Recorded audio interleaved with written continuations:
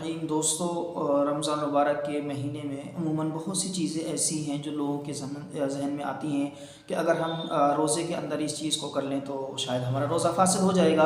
तो आज इस वीडियो के अंदर आपके सामने हम उन चीज़ों पर बात करेंगे कि रोज़े की हालत में अगर कोई शख्स उन चीज़ों का अंजाम दे दे तो उससे रोज़ा फासिद नहीं होता है। मिसाल के तौर पर उसमें सबसे पहले है कि अगर कोई शख्स अपनी आँख के अंदर दवा डाल लेता है तो उससे रोज़ा फासिद नहीं होता है, अगरचे उस दवा का असर हलक तक महसूस हो। क्यों? इसलिए कि आँख में जो दवा डाली जाती है वो बराह रास्त उसके ज़रिए ना वो दिमाग तक पहुंचती है और ना पेट तक पहुंचती है, बल्कि जो बारीक जो ज़र्रात होते हैं, जो रास्ते हैं, उसके ज़रिए से दवा अंदर तक जाती है रगों के रास्ते से, जिसकी वजह से रोज़ा फासिद नहीं होता है। दूसरा, रोज़े की हालत में अगर ज़रूरत हो तो इंजेक्शन लगवाने से भी रोज़ा फासिद नहीं होता है। अलबत्ता अगर क्या है कि अगर आदमी बर्दाश्त कर सकता है तो बिला उज़्र इसको नहीं लगवाना चाहिए, कोई एहतियात ज़्यादा बेहतर है। लेकिन अगर ज़रूरत पड़ जाए तो इंजेक्शन लगाने से रोज़ा नहीं टूटता है, क्योंकि वो इंजेक्शन भी रगों के वास्ते से होता है। लेकिन एक इंजेक्शन वो होता है जो इंसान के पेट पर लगाया जाता है, स्टमक पर। अगर वो इंजेक्शन इस्तेमाल कर लिया जाता है तो उसे बराह रास्त पेट के अंदर अगर इंजेक्शन लगाया जाता है, जैसे कि बाज़ बीमारियों के अंदर किया जाता है, तो ऐसी सूरत के अंदर रोज़ा फासिद हो जाएगा, क्योंकि इंजेक्शन के ज़रिए जो दवा है वो बराह रास्त पेट तक पहुँच रही है।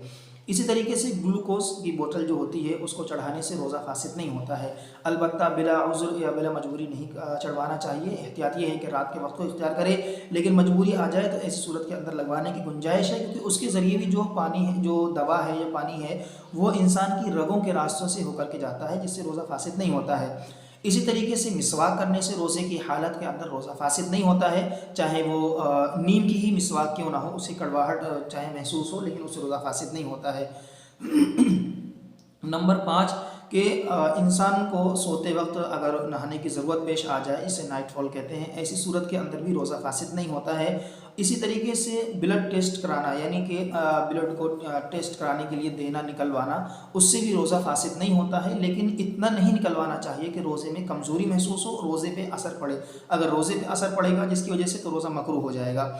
इसी तरीके से ऑक्सीजन लेना, ऑक्सीजन असल में ये एक साफ़ सुथरी हवा है, दवा उसके अंदर शामिल नहीं होती है।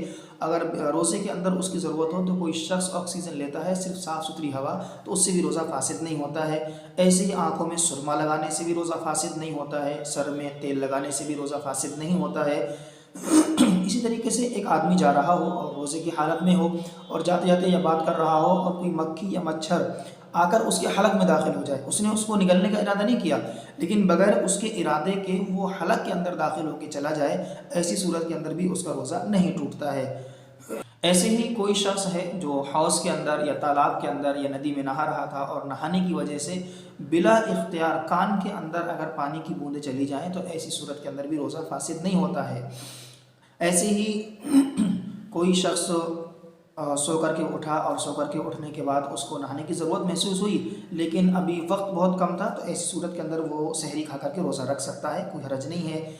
आँख के 1-2 कतरे, यानी आँख के अंदर जो आंसू आता है, तो आंसू के अगर 1-2 कतरे भी हलक के अंदर चले जाएं तो उससे रोज़ा फासिद नहीं होता है। बाज़ मरतबा इंसान गम के अंदर है या किसी और वजह से आंसू निकल रहे हों, तो अगर 1-2 कतरे हलक में चले जाएँ तो उससे भी रोज़ा फासिद नहीं होता है।